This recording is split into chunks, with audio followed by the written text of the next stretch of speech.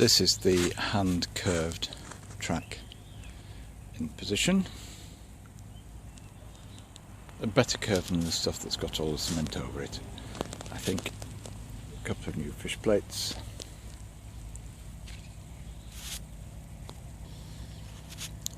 So the two tracks are getting a bit close at times, but I think the general sweep from that green timber section across the new stonework onto the concrete cutting is reasonable, and the track can be moved about, fine-tuned, and then what I can do is look at adjusting the original track, which is the outer one.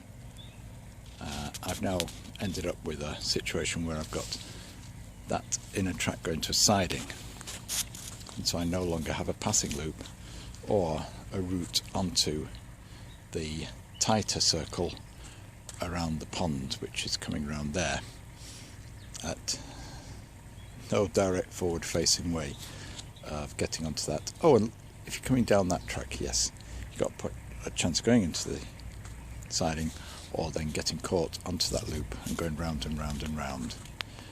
No way off again. So I'll have to consider now putting something at that end to get back onto single track, but that's for another day.